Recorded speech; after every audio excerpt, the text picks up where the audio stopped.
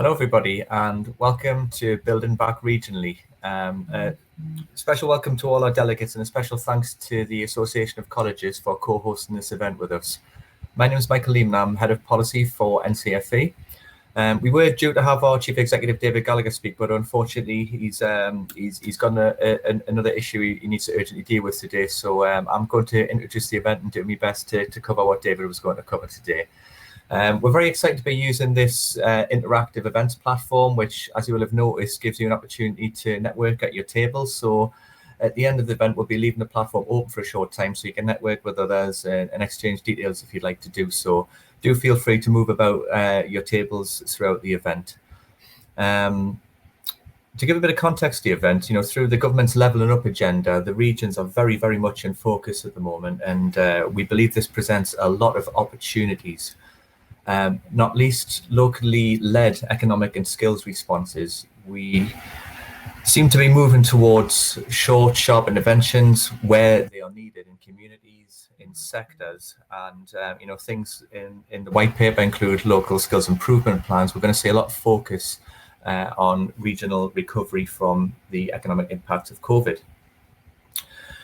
In the Tees Valley Combined Authority, we've seen a lot of recent announcements showing the progress which can be made by Combined Authority. There's a Treasury campus coming to Darlington, investment in a vaccine facility. There's a memorandum of understanding with Tees Works for the development of an offshore wind port hub.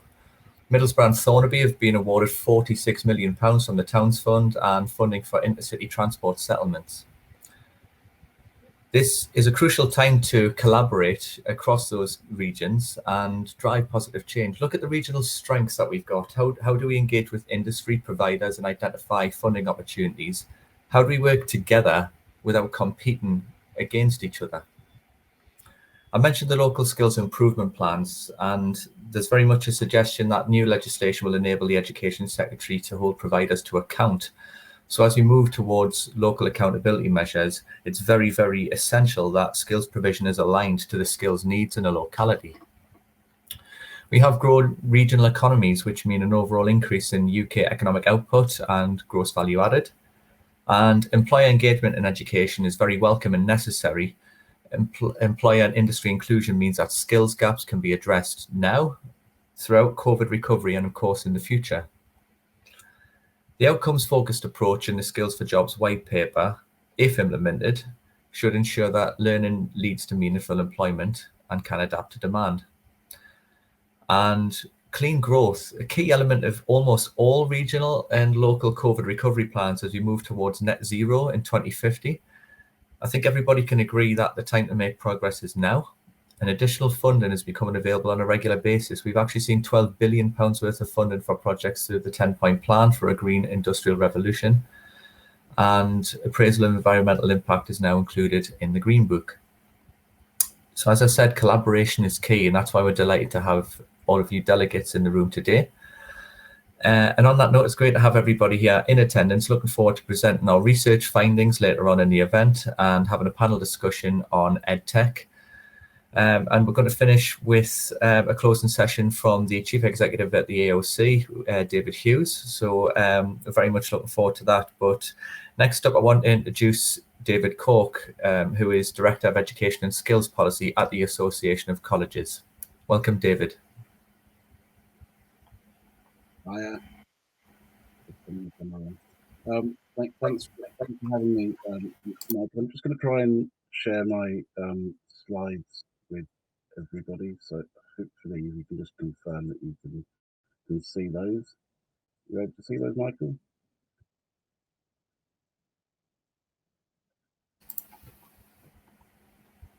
Michael, are you able to see my slide?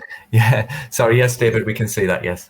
Yeah, thank you. Brilliant. Right, so I'm going to just look through the big opportunities and the big challenges falling out of the white paper in terms of regional growth. So from the white paper, there's clearly a big chance to reset the narrative and the relationship between colleges or providers and government.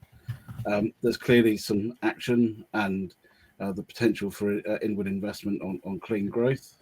Obviously, there's lots of opportunity for growing regional economies through work on productivity, innovation, knowledge transfer, and workforce development. Also a big opportunity on the focus, a new and renewed focus on subject-specific enhancement of pedagogic skills. I think of the white paper, the most important element is the funding and accountability reforms, which are, if we get it right, a real chance to improve the operating environment for colleges. And we're very close to this with the department at the moment, and there's a lot of good coming from the funding reforms, and I'm about to sort of explain where I think some of the accountability reforms are going. And then finally, I think a massive opportunity is the much talked about work of Kevin Collins and the Universal Education Recovery Package, which I won't go into today, but there's a huge opportunity to help support young people, especially those that are in more disadvantaged areas. So those are the big opportunities. What are the big challenges? So the local skills improvement plans, it's new legislation, as you said, that will help the Secretary of State hold providers to account should the needs of the local economy not be met. And I think that this could be really problematic. Who will intervene? On what basis? You know, we all know that labour market data is not perfect and structured quite poorly in some places. You know, so what evidence and what direction are we planning this on? LSIPs in themselves point to the future, not to the past. So how do you test this? If you think of it from an Ofsted inspection framework, it would be at odds with the current inspection framework and cycle. Then moving on to, as the white paper mentions, an outcome-focused approach. So we know that they're not talking about outcome payments here, which I think is really good. We highlighted this in a paper for UK CES on outcome agreements quite some time. So it's really good that they're not thinking about outcome-related payments, but outcome measures are definitely being thought about. With the LEOS data set, we have one of the most sophisticated data sets in the world, where we track 98% of people that go through college programs, and we measure whether they go into positive, sustained destinations after 6 months for 6 months, and we look at whether it was positive in terms of moving on to another FE course, or moving into HE, or moving into employments. We also track whether they went into benefits or other parts of the system. Another big challenge is the qualification reforms. You know, we've got lots of focus on a limited range of qualifications. So the National Skills Fund is a good example. That the level 3 qualification reforms, if we're not careful, they could these initiatives could damage levelling up. There's lots of collaboration opportunities, but the initiative overload is a massive problem in FE at the moment, and some of these need to be mainstreamed either as funds that are recurrent or mainstreamed into the base rate.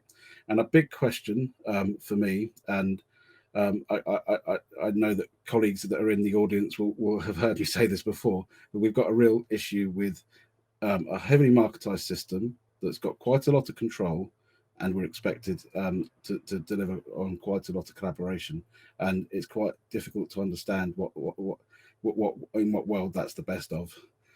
So just want to illustrate why an outcome focused approach is not as good as it sounds, and it's because, and it's really interesting that we've got people from the north, east, and the southwest in the room. Outcome-based success measures are one of those things that are interesting for information for ourselves, for Ofsted and other regulators, but they're quite a lot out of our sphere of control. So take sustained positive destinations in the northeast of 66% versus the sustained positive destinations of the southwest. There's a more than a 10% difference there, and it's not because of the alignment of the provision to the needs of the economy. In fact, there are lots of indicators that say it would be stronger. It's actually about other factors such as unemployment, and I'll illustrate that in a moment. So the sustained employment rate is also quite difficult. So the 57% for the northeast and 69% for the south. For the southwest, and there's a big question here about how we measure different types of institutions. So not every institution's piece of provision is about getting people into positive sustained work. Sometimes it's about getting them to university or helping them with their language skills, and the destination isn't all about work. We're not a completely utilitarian sector. We have to do more than just prepare people for work. It's more than that. There are real issues with positive sustained destinations for some subjects. So look at ESOL at 74%, whereas obviously level 4 is very strong. It's sustained destinations into work, ESOL 56%. We really need ESOL. We really need some of these lower level qualifications that have worse outcomes for employment for obvious reasons. If we get rid of these courses or create perverse incentives through government to remove these, then there'll be real damage to provision and real damage to transitional opportunities. By course, we always get the big differences. So look at things like with NCFE's sort of market. Look at the positive destinations for health and public services right there in the middle of the screen at 87% compared to things like prep for life and work. They're always going to be different. Again, by employment. Again, health is really good, but it's partly because it's such a labour intensive market, and outcomes are always better because there is more work there.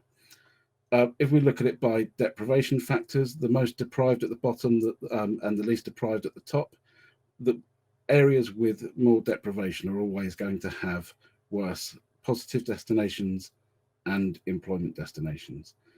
With unemployment, so this is based on JSA counts, with the lowest band at the top and the highest band at the bottom, we know that those areas with high unemployment are always going to have worse outcomes too.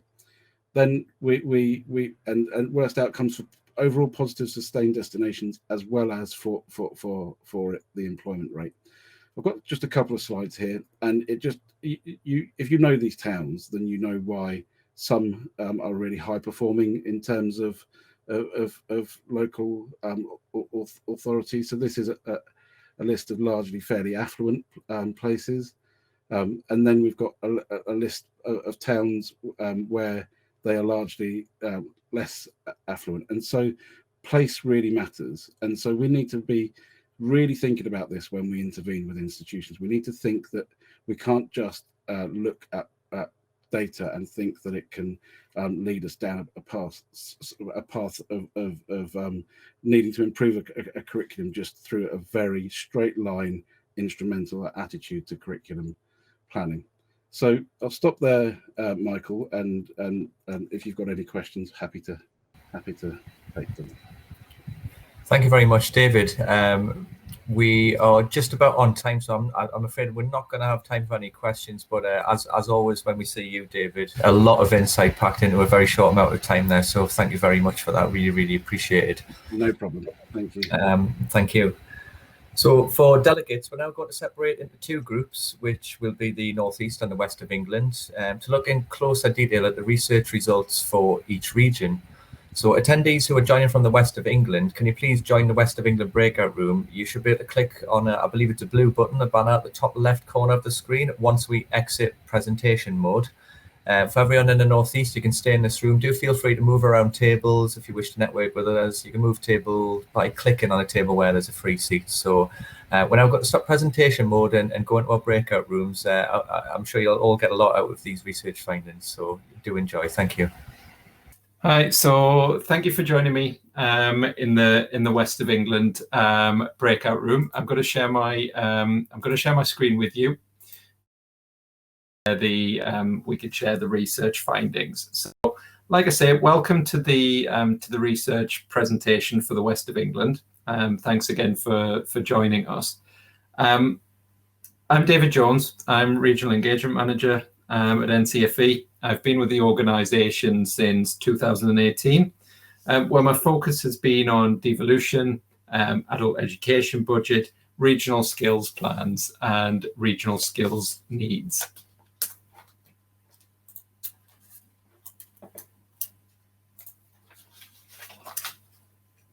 So I thought before we started, it'd be a good idea to give you some background kind of context and look at a little bit at the methodology that we used with the research.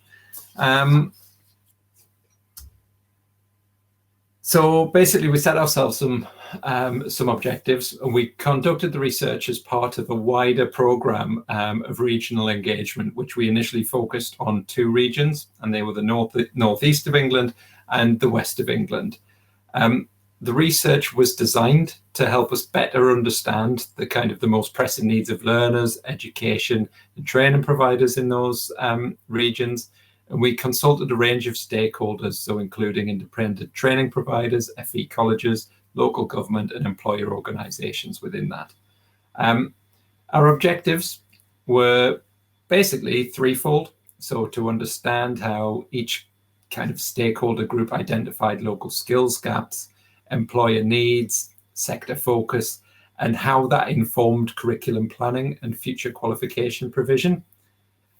To understand the extent to which key stakeholder groups currently work together to meet those local skills gaps, and then to uncover the impact of devolution on the adult education budget. For the research, we carried out 17 stakeholder interviews across the 2 regions, and like I say again, they covered FE colleges, independent training providers, college and training membership organisations, and employer organisations. And I think moving forward, I would like us to carry out this exercise on a yearly basis, at least, to see how things change. So the context of the sector, how we move into the next phases of COVID. I'm not going to say back to normal, but as we move through the challenges that we come to. Before we kind of get into the nitty-gritty of the research, our key findings, very much on screen. I don't think there are going to be any surprises on here, but again, it would be interesting to see how and if these changed over time. We felt that, and we found out that COVID-19 had accelerated the shift to digital and blended learning, and I think that was already happening. So all stakeholders predicted that it will be a permanent change in the sector. Employer engagement is increasingly important in curriculum development, but employers are not typically involved in qualification decisions. All stakeholders that we spoke to are eager to support a clear line of progression for learners into higher technical education, and they support the reforms at levels 4 and 5, which were announced in the Skills for Jobs white paper. And the research highlighted key differences in the growth sectors driving the economy and the differences in the degree to which providers are working with governing authorities. So let's take a look at what that means for kind of strategy and curriculum planning. So I think this is an important area to talk about, and it's useful that we've got different stakeholders here at the event today. And as you know, choosing the qualifications to deliver isn't always straightforward. There are a number of macro and other factors to consider. So we're looking at things like employer demand, programs commissioned by governing bodies, the availability of funding and new income streams, so National Skills Fund, Lifetime Skills Guarantee. You need to balance that kind of national as well as local demand, particularly if you offer across kind of national funding and combined authority funding, whether there are clear career and occupational pathways, what the industry kind of recognition of the qualification is. But there are other areas to consider as well. It's things like, importantly, that staff expertise and availability, what the student demand is like, what the intended progression routes are. And actually, this was an interesting one for us to find out. It's that relationship with the awarding organisation, what that relationship is like. So curriculum planning and forecasting starts with the kind of the official statistics and the labour market intelligence. So I think there are 2 main sources, as it says on there, for curriculum planning and forecasting. So we have government, we have local authority statistics, we have Office for National Statistics. There are the local enterprise partnership data sets, things like the skills advisory panel, and the published LMI from the Merrill Combined Authorities. And West of England is particularly good at releasing their data sets. There's the other labour market intelligence, notably from MZ, Midas, and Vector. And where available, data on transition and progression of learners is considered. I think short-term curriculum planning for the next 12 to 18 months is very much informed by that labour market intelligence, that LMI data, student numbers, funding, staff and sector knowledge. But additionally, stakeholders highlighted some main drivers as key to the decision making. So long-term curriculum planning, so over 3 to 5 years, for example, looks more at that future labour market trend. One college described to us future ready working groups. One college referenced that they have a 5-year strategic plan, which is actually aligned with the local enterprise partnership. And another is looking at priorities actually coming through from the Skills for Jobs white paper, such as that level 3 provision and that lifetime skills guarantee. Independent training providers told us that a lot of their strategy is also informed by the availability of funding streams, which is obviously very important. LMI data, as we know, it has some limitations. David spoke about that before. Stakeholders find it useful from a jobs market perspective, but it's not necessarily as good for forecasting learner demand. And I think several stakeholders noted that the problem with the LMI data is that it's backward rather than forward looking. From our point of view and from the conversations that we had, that long-term focus is definitely where collaboration with employers is needed. What are the skills? What are the jobs of the future? How do we work backwards from that to ensure that we have a pipeline and a pathway for learners? And that's something for us all to consider. It's also important to recognize that this isn't an exact science. Some areas of growth are clear, but some will become apparent over time, and we'll have to make some changes. Additional data requirements. So providers felt that statistical data which could drill down into local areas is needed to really implement the local skills improvement plans. So that might include things like school cohort sizes, local learner numbers, age bands, and employment status.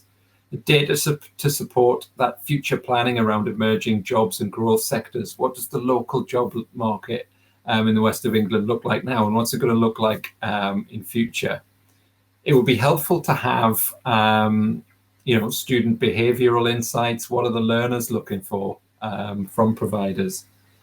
And that the government body kind of insight, they need real-time apprenticeship data, apprenticeship participation data by local authority, and data on levy spend.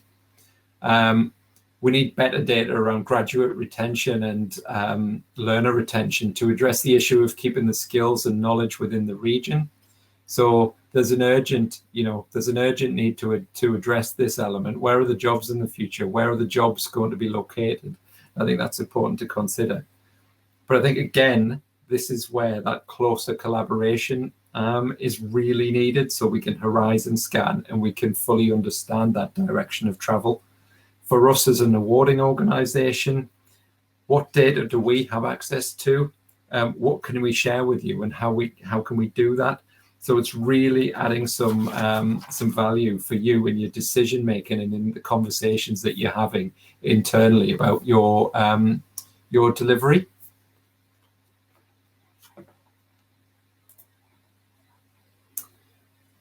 It was felt that the level of engagement between employers and employer organisations and education providers is mixed. We know that, however, employer engagement in education is vital. There are some challenges. So the education system is complex, various different learner routes, government initiatives, funding streams.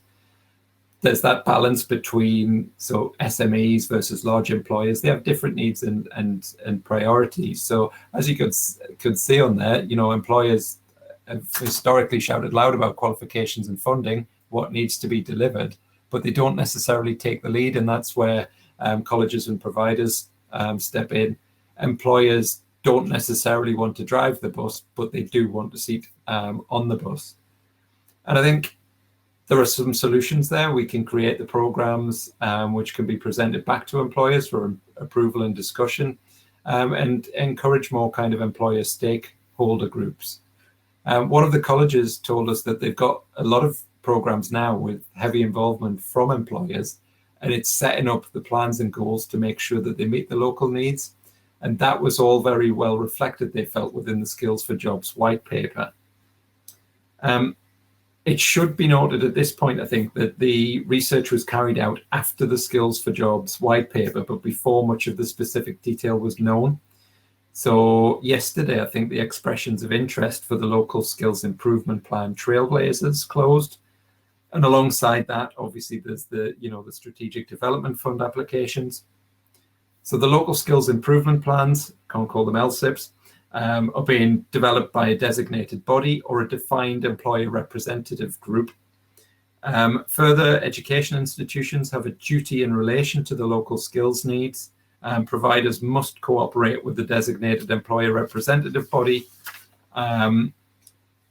on the local skills improvement plans and have regard for the plans once they've been developed. And again, these points are referenced in the skills and post-16 education bill, which was published recently. So moving on, I think it's time to talk about kind of future qualification needs and what we found out in this area. So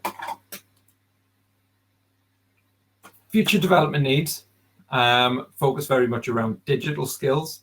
So there's that digital need across all sectors, not just IT and computing. Qualifications need to be timely, so reflecting the latest terminology. And like I say, we're not just talking here about digital as a sector and occupations mapped to digital. We're talking about the wider digital needs, giving people the ability to access things like job vacancy boards, the government website, for example, for accessing universal credit, housing providers. I think we could talk for hours about digital inclusion and exclusion, but it does need to be, as we know, it does need to be addressed. The other challenge that we're talking about with digital is the speed of change and progress. So as an awarding organisation, this poses a problem for us. How do we ensure our qualifications are up to date at the point of release? And how do we keep them up to date moving forward? The other opportunity there is very much around those higher technical qualifications at level 4 and 5. It was felt that there are opportunities in areas such as STEM subjects, for example, advanced engineering and manufacturing. And the focus on higher technical skills is important for the skills pipeline, for progression through occupations, for progression through to through careers. And I think there is a challenge with the higher technical skills element, which was mentioned to us as we undertook the research, and it's really being able to attract the right staff, the right teaching staff, and creating new programs to actually meet employer need at that level. There are other strong areas for potential growth. So some of those, particularly around the West of England area, there's advanced engineering, including aerospace. There's creative, cultural, digital, your management skills, professional services, retail, warehousing, and logistics. I need to point out, obviously, that some of these there'll only be growth in the short term.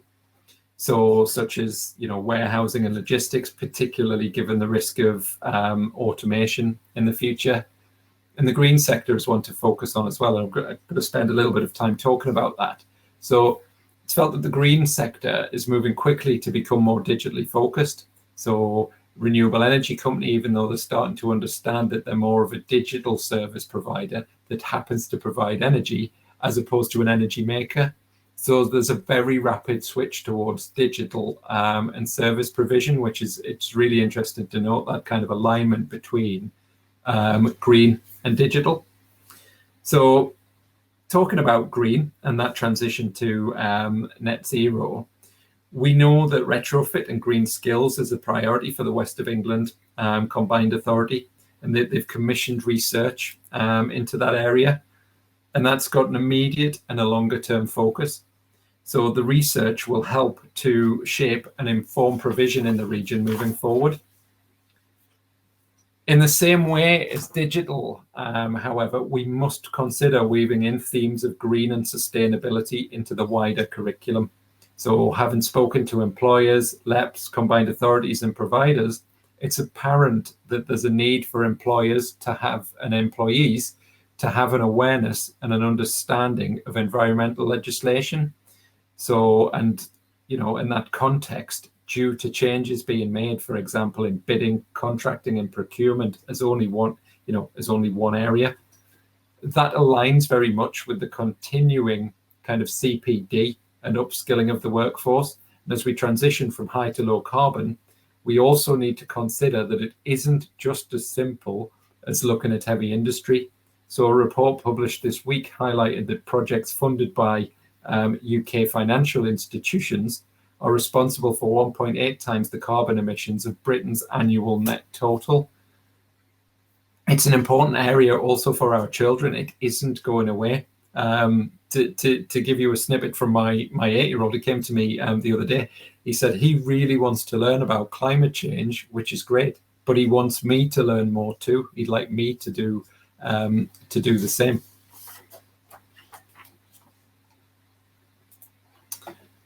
So as you can see on there,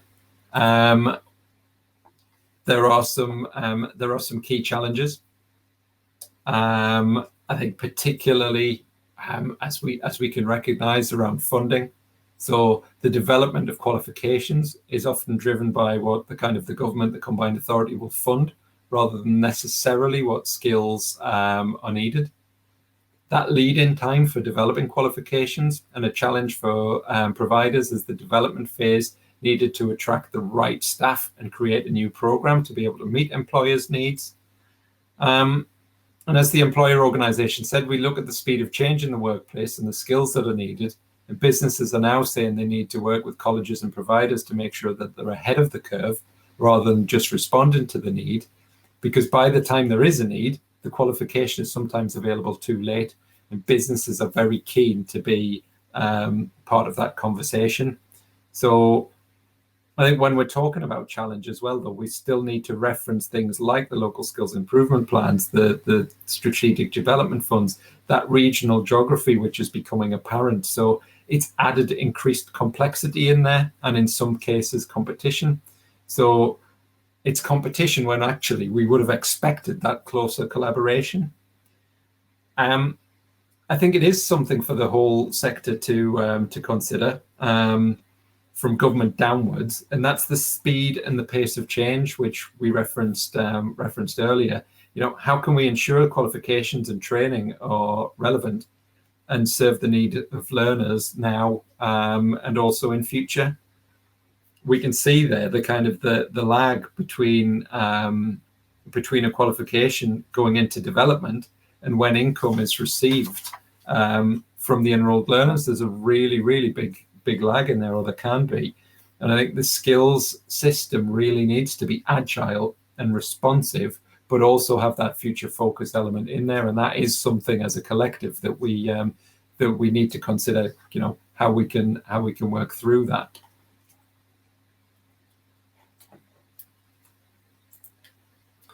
So talking of becoming more agile and responsive, I think it's now a good time to look at the what we found out with funding. So providers, it seems, have adapted very well to the devolution of AEB funding in the combined authority areas, but obviously there are still some challenges to work through. So what's working well? So it's a good model for learner outcomes. It's generally working well within the boundaries of the combined authority areas. There is a closer relationship between the funder and the provider, and we found that particularly in the West of England Combined Authority. Local flexibility and responsive to community learning needs, so there can be micro provision from non-traditional providers. So we found food banks actually. West of England Combined Authority are working to streamline provision and prevent duplication of delivery in the southwest region. And I think this is a nice anecdote. So the skills and the skills funding agencies, like a secret society, you never get to see anybody.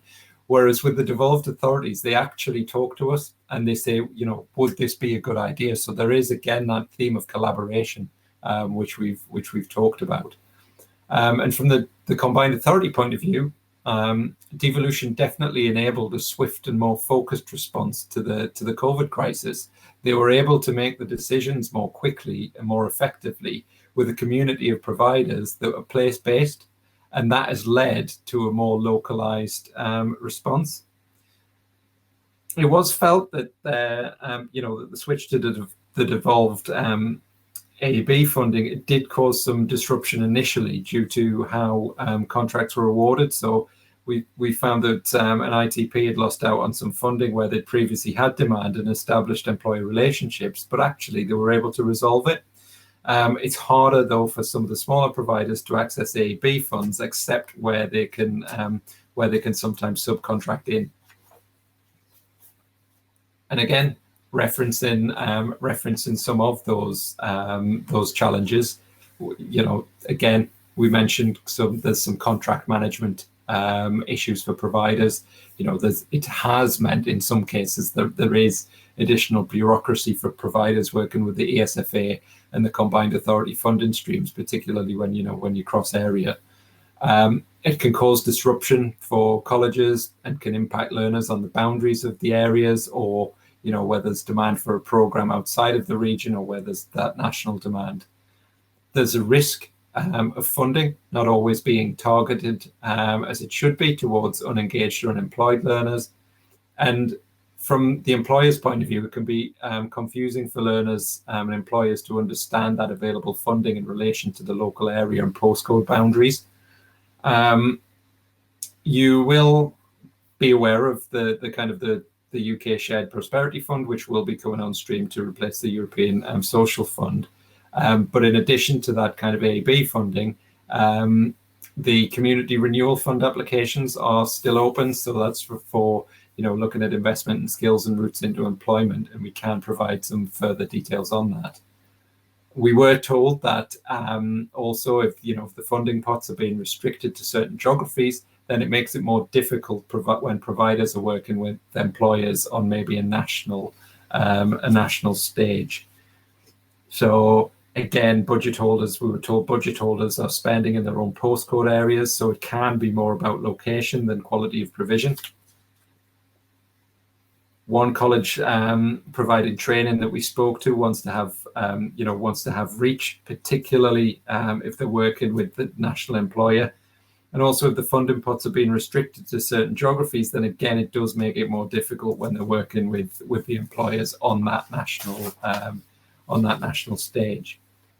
I do want to quickly reference at this point and talk about kind of regulated and unregulated provision. It did come up when we spoke to our participants. So it was felt that the combined authorities see a role for unregulated qualifications in the community learning space, and these are sometimes funded through the AEB. But it was felt that the general trend is to move away from funding unregulated provision. They felt that publicly funded provision should be regulated, and the place for unregulated provision is when employers are paying for it more directly with their employees. But it was suggested that a potential use of the unregulated qualifications actually is to speed up the development of new qualifications in those emerging sector areas. One of the combined authorities is keen for more regulated provision because it's easier for them to have a line of sight in terms of what's actually being delivered, having that audit trail.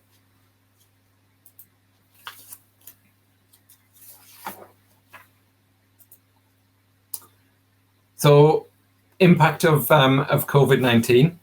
Let's talk about that. And I think it's no surprise. I think the main effect of COVID-19 was the rapid switch to that on the online delivery methods. So while COVID-19 effect was predominantly about the method of delivery rather than changes in content, there was evidence of impact, both negative and positive, in terms of course content. So things like the delivery of practical subject areas such as engineering and manufacturing has declined. Several colleges responded quickly to be able to increase their provision for things like adult retraining and entry to employment, and that was consistent with the combined authority priority for the COVID-19 recovery. One college was quick to introduce things like courses on cyber and coding, and another an esports program. AoC told us, part of their response to COVID will be a focus on people reskilling for jobs, which might mean that they have to focus on kind of lower level qualifications, even to the extent that they'll need to focus on English, maths and functional skills to educate and retrain people at that lower level.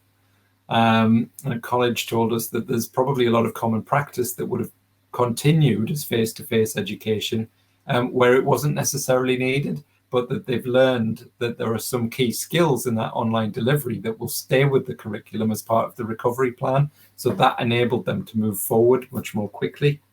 What might that look like then also for assessment? So we're doing some work on this, which Janine, my colleague, will talk about in the panel discussion, and it would be great to have some involvement in that. And we're looking at how assessment can become transformational and what that looks like at all stages of the learner journey. So one of our concerns with COVID-19 is that as the need for retraining and skills development within a system which lacks agility and responsiveness, is that issues around comparability will deepen with time. So technology can plays a limited role, or it did play a limited role, certainly within schools, colleges, and independent training providers. And it was rarely being used, for basic parts of the process, such as exam papers and certification. Too often, technology is being used to provide an audit trail rather than necessarily add in the value. And at times, it's seen as an administrative burden that might get in the way of good teaching and learning. So policy makers and regulatory authorities have tended to support traditional methods of teaching and assessment and have not necessarily encouraged innovation and the adoption of that digital technology. So I think it's important to stress that the technology should enable good teaching and learning. It's not a replacement for it. And there's always a need for human interaction, especially for behaviors and soft skills. Technology cannot and will not replace educators. We mustn't also overlook the question of, as we mentioned before, that kind of digital poverty and exclusion. We need to consider ways of supporting learners without access to technology, and we must identify them to make sure that they aren't excluded.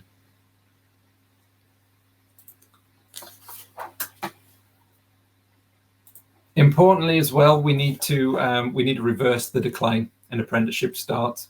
So there is a sharp decline in the number of apprenticeship starts since that first lockdown. There have been changes in the workplace practices, as we know, due to COVID-19, and that's put hiring new apprentices on hold, while onboarding and training obviously couldn't be at that point done face-to-face.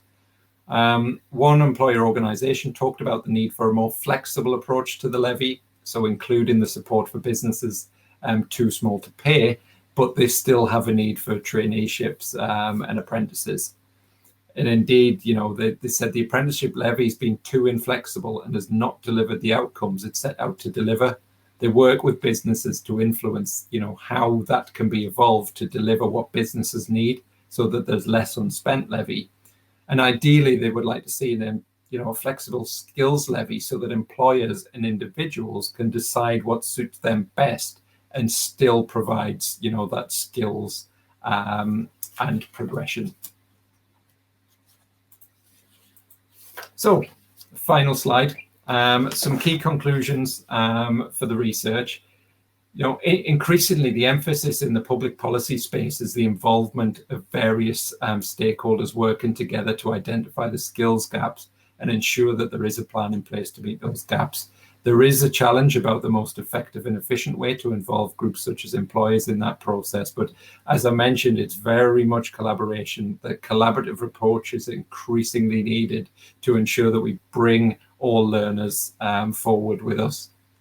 And the data collected in FE to date has been limited. So awarding bodies, working with our centres can do more to build up the data on the learners. So including tracking progression through qualifications and sharing that insight with governing and regulatory authorities on a regular basis. We need to build in green and sustainability themes across all relevant parts of the curriculum and not just in separate green qualifications. And we need to investigate ways that we can speed up the development of qualifications within that agile and responsive skills system. So again, it's all about working together. It's all about working collaboratively. So that concludes the research findings. I think there will be some time for Q&A in a little while. I'm going to stop sharing my screen now, come out of presentation mode, and then if you could rejoin the main session for the EdTech panel, that would be great. Thank you. Hi everybody, and welcome back. I hope everybody enjoyed hearing about those research findings, and very much leading on from the research findings. As you've heard from that research, we've seen an acceleration really in the shift towards digital and blended learning.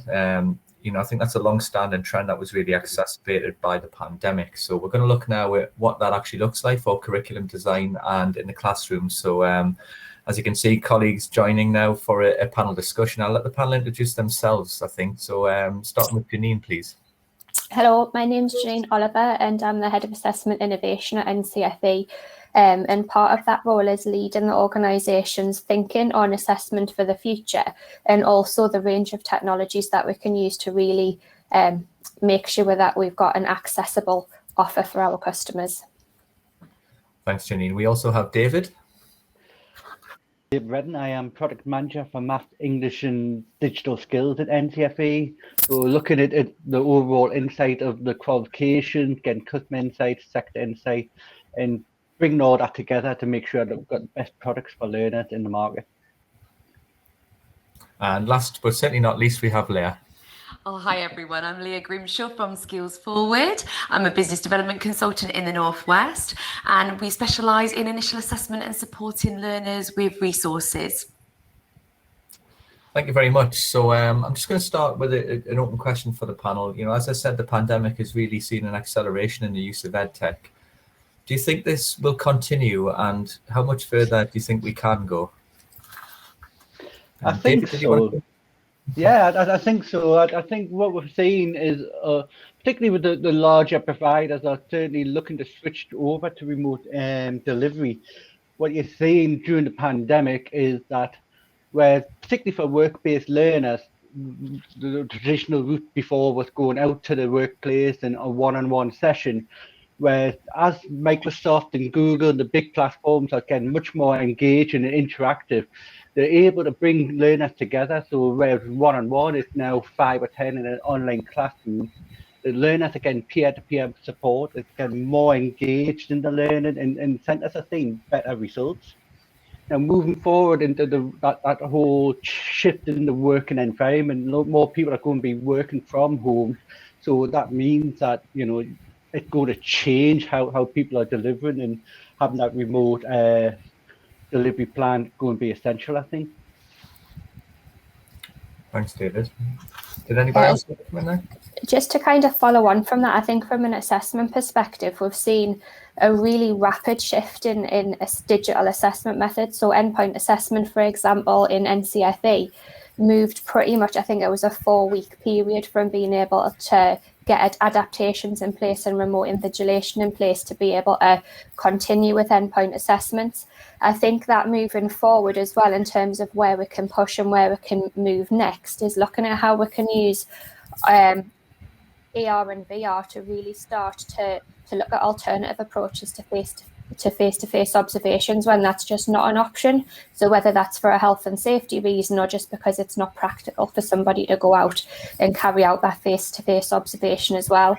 And one of the things I'm really interested in finding out more about over the next couple of months is what it's going to look like next. So we've had a lot of adaptations to qualifications, to endpoint assessment and the way we do things.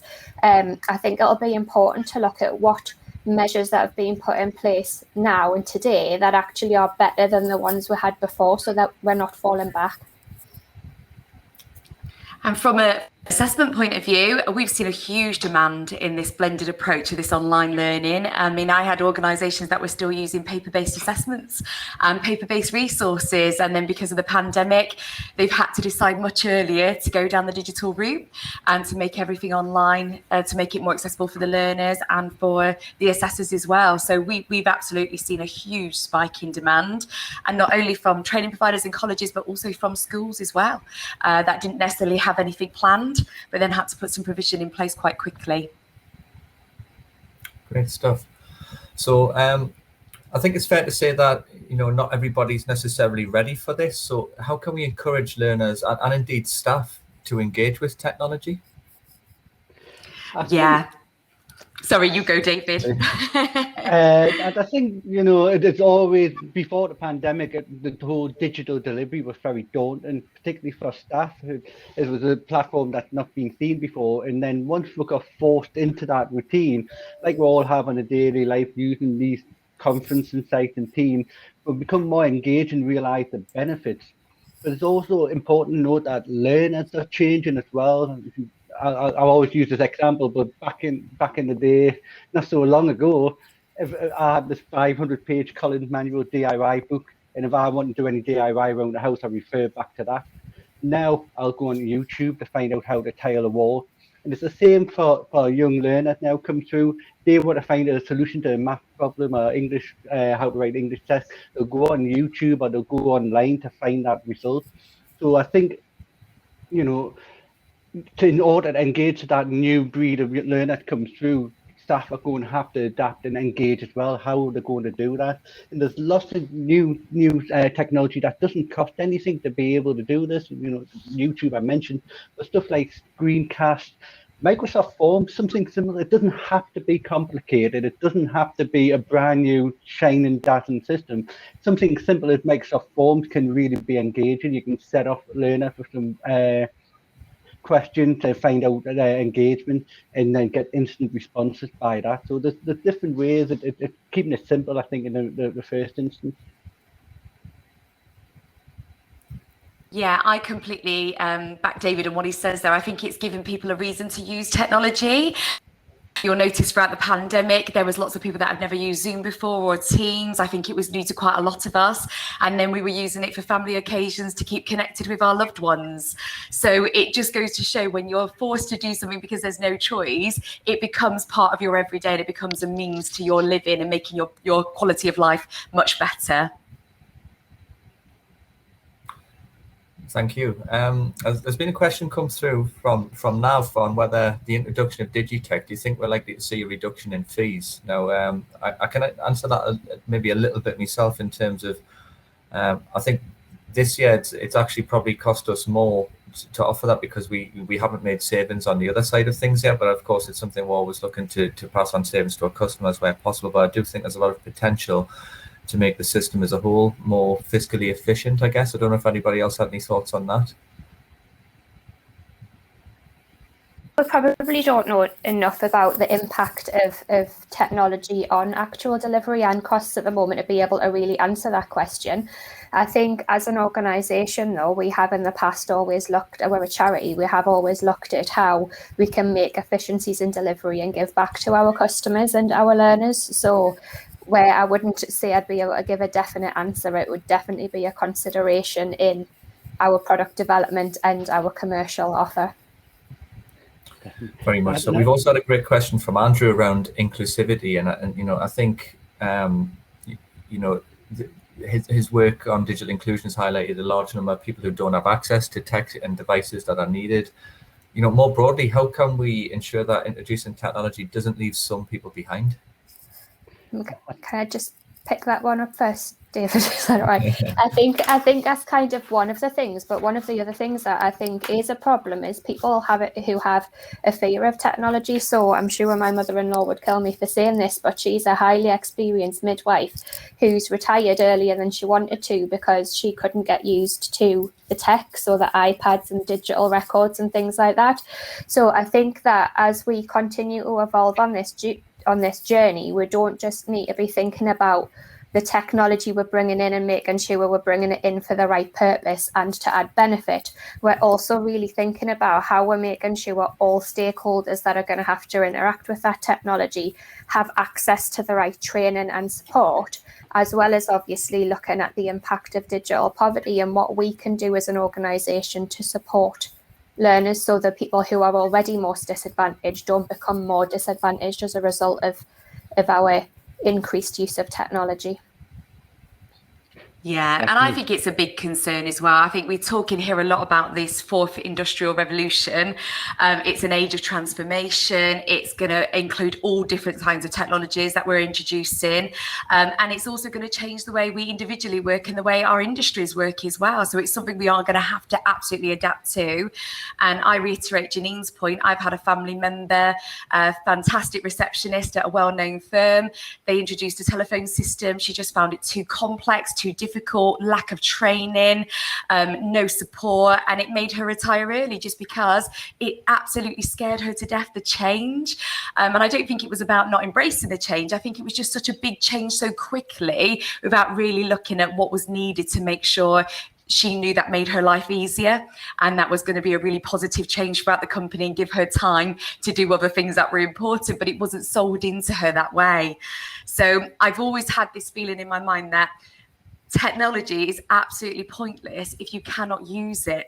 So there's things that you need to really consider with your colleagues or your learners or your workforce even before you invest in very expensive technology. And I wrote down a few points that I thought would be quite useful to people. These are things that I've considered over the last few weeks. I think we have to motivate employees to adopt to a new way of working. It has to be motivational. There has to be a need to show them that it's going to enhance their role or it's going to make their lives easier. I know that's difficult. Lots of people require different amounts of support and different amounts of nurturing. But we can do that by conducting a needs analysis throughout your workforce or throughout your employees to see where you have actually got gaps and strengths and weaknesses within that workforce currently. I also think we need to make things more simple. Start with simplicity. You know, it doesn't have to be the full product sold to you straight away with a 1 hour training session and then you're being left to get it up and running straight away. I think sometimes that is the solution we're giving. Our companies invest in something, they give it to us, they expect us to have 1 hour training session and then they're expecting us to be experts in that within a day. And how many of us didn't really know how to use Teams before the pandemic? I'll put my hand up. I've used it very sparingly throughout the last few years. And now I'm an expert in Teams because I've had to adapt to it because it's made me be able to do my job and it's made my life easier. I also think you need to make sure that that technology is offering an end-to-end solution. So it's easy for the user and it's easy for the person that's getting the results out of it as well. And I think we need to build a coalition of sharing good practice. So maybe trial a pilot. Within that pilot, make sure you've got all different people from different age ranges, different departments, whether that be in retail or logistics. Get them involved in this pilot so they can feedback where they feel people that are at a similar level to them may have problems. They may need further support. They may need a pathway put in place where they're given some additional training. Pilots are a really good way as an organisation before you invest heavily in anything, just to make sure you've crossed all of those barriers that you might come across before you just invest and then implement within a week. And I think the final point is really celebrating success. So within those pilot groups, show for your communication strategies how somebody has adopted. If it's somebody within your workforce, just like my mum who was in her 60s, show how she's embraced technology, show the good practice, get her to share her experience. So it makes other people feel confident in the fact that they're being supported. And I think just finally, other than that, is we need to not only ensure we're putting all these things in place for our workforce or our employees, but I think we need to ensure that our colleagues and assessors, if you're using a training provider, we have to make sure they're fully equipped and they're upskilled. Because how many of us, if you remember the old days when we brought functional skills in, we were asked to deliver functional skills, but I haven't done functional skills for 15 years. I haven't done Maths or English for 15 years. So it was a big shock to be asked to change my way as a practitioner to deliver something that I haven't delivered for very many years. Nobody checked my knowledge, nobody checked my experience, and nobody checked on me within my organisation to make sure I felt confident to go out to employees and support them. And I think that's where we usually go wrong. I think by providing targeted interventions and identifying where improvements can be made in terms of teaching, learning and assessment, that will really make sure we're supporting organisations with our delivery as well. Thanks, Leah. Mr. Redden, you've been very patient there. Would you like to? Sorry, David. Your tea will be drinking temperature, I think, David. No, just quickly on back of that, is in terms of what Andrew mentioned there about digital poverty, and one thing this pandemic's highlighted is, that lack of digital skills and that lack of digital poverty. The skills area has been addressed with qualifications such as essential digital skills and the new digital functional skills coming in. But what we've seen as well is big tech companies starting to come together. We saw, all the different mobile phone compiling data for schools and colleges through the DFE, DFE rolling out laptops. More of these coalitions, Future.now, are doing great things where they're trying to bundle reuse data allowances and allowing those that haven't got access to access it. So I think in the next year or two, we're going to see a lot of more positive initiatives like that are going to support those who need it most. And I think that's crucial, and it's very important for those big businesses and companies who have a lot of influence and a lot of resource to help those less in need, because we need to take this journey together and no one should be left behind. Thank you. I'm just going to pick up a couple of quick points from the chat and then ask a sort of final question to wrap up the panel discussion. So Nicola made an excellent point, actually. As much as it's getting kid to learners, the internet connectivity is such a huge barrier still. And I think, we certainly don't have all the solutions yet, but I think if we can keep it in the forefront of all of our minds that access to connectivity is almost as important as, having clean running water and electricity and gas these days. And Kieran also raises the point that a lot of universities in the US have now started offering things like esports courses as an idea to engage people. And I think, again, is a broader point, anything we can do to almost gamify some of this stuff and get people interested in the things that they're already interested in and draw them in to develop their digital skills that way can only really be a good thing. So I just wanted to ask all of you, we've talked a lot about digital assessment today. What are the benefits of digital assessment? Why is it important, and who's it for? I'll pick up that from an initial assessment perspective. It's very important. It's for everyone, and technology's come such a long way now. It's a great advancement in the fact that it can be accessed 24 hours a day, 7 days a week on any device. Years ago, we might have only been able to download assessments on our laptops or on a certain on Google Chrome or Edge, but now we can access it anywhere. So it has become much more readily available. I know there's always going to be issues around connectivity. Yes, assessments do have to be still completed online, usually because of the algorithms built into them, but there are also paper-based versions. I know we're trying to move people into digital era, but where that can't happen, there are paper-based versions available for those learners. So we're not excluding anybody from having assessment. From the perspective of why is it so important? Well, if you've got a workforce with 1,000 employees and you've got apprentices coming in at 16 and you've got a workforce where you've still got 65-year-olds, 70-year-olds working for you, how can you make a judgment on where their gaps are in their knowledge and where their weaknesses and strengths are? By putting every single learner through an assessment, you're completely making sure that everybody is treated fairly and equally, and it's part of a robust quality process. And I think by using data and analytics from these assessments, it really helps you identify where you need to spend your money or your training budget, or where you really need to make sure you're bridging those gaps in your workforce. Thanks, Leah. David? I think, I agree with what Leah was saying there. I think the real opportunity here is that flexibility that it offers people. You know, life is very busy these days. Everyone's always rushing around, and the traditional 9 to 5 hours of classroom learning might not suit people, particularly thinking about apprentices and those with adult learners who've got daytime jobs. So the flexibility to be able to sit assessment in your own home, for example, through remote invigilation, or use a platform or that 24/7 online learning platform is essential. But I think it also offers the important thing that you don't use these new technologies for audit purposes only. I think, you know, we're looking at formative assessment, for example. You can really use some of these tools to have effective feedback to learners, really individualized feedback.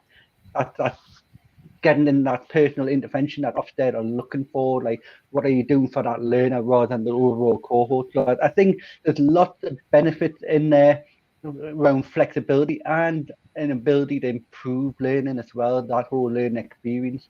And I think, you know, higher education establishments been using the online platform for quite a lot longer, and we're catching up to that game now. And I think that there's real benefit there if we can get it right. Thanks, David. And Janine, would you like to have the last word? I think that kind of just echoing what everybody else has said, but I think it also widens up access as well, opportunities. So if you look at some of the new T levels that are coming up, and the expectation for work experience, particularly in rural areas, that can be really difficult. But actually, if we can open up experiences that might be kind of virtual as well, and carry out assessment in those kinds of contexts, it just gives more access as well.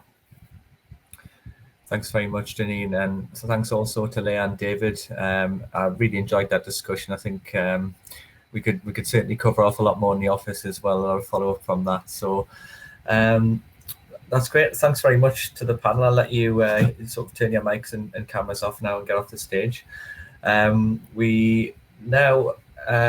We're going to close the event, and just to remind everybody that we will have about 15 minutes at the end of the event if you do want to stay around and network with any of the speakers and delegates from today. But I'd now like to hand over to David Hughes, the Chief Executive of the Association of Colleges, to close the event. So please welcome David.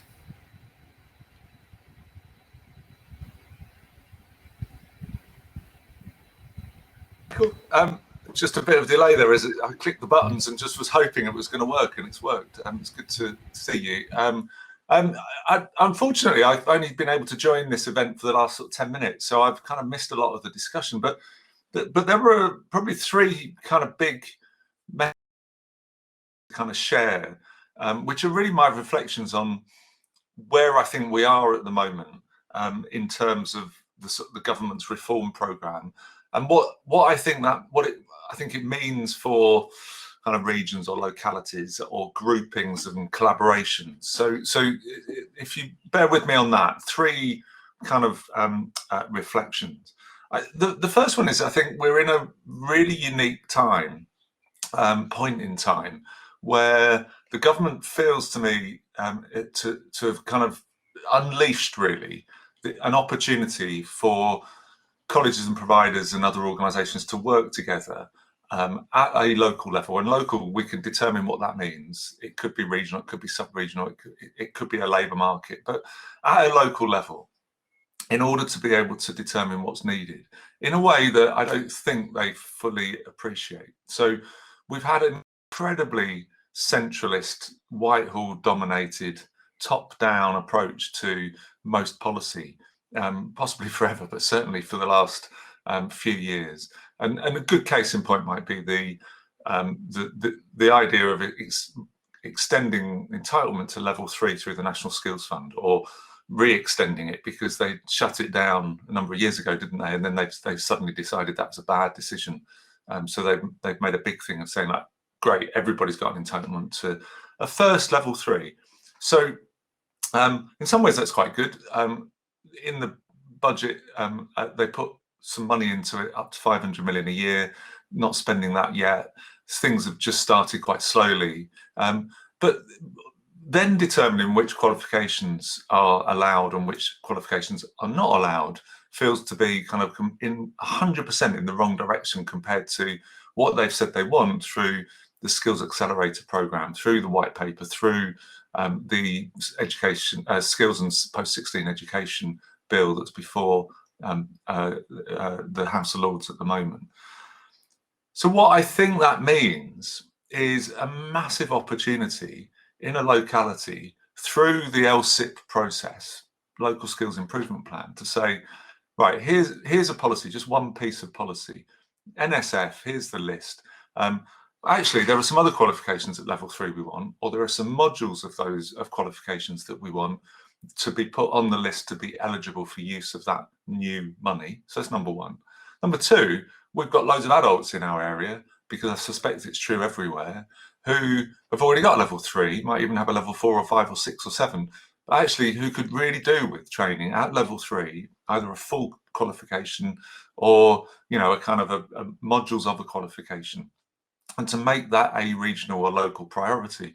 And then go back to government and say, right, you've got to change your policy. You've got to allow us to do this, because you've said you want locally the provision to meet the needs of local people and local employers. This is what it means in our area. And I think we need to really, really push hard on that. And I think we need to do that, not just to sort of show that it matters, but actually because it does matter, you know, because doing it means that, you know, the number of times I've heard over the years from colleges and in the past training providers who said, we can't deliver what this employer wants. We can't deliver what these people need. I just loads and loads and loads of times. So let's pick up all of those and turn them back round and say to government, this is what we need to use this money for. This is what the level 3 entitlements should mean. There are other examples as well. I mean, I think there are lots of examples through the last 20 years where permission has been given to fund short courses, which are very, very kind of labour market focused, a bit like a boot camp in a way, but not so kind of heavily kind of regulated, where an employer is saying we need to employ lots of people with these sorts of skills. Can you, college or provider, go out and start delivering them, and we'll do guaranteed interviews? So let's use it for that as well.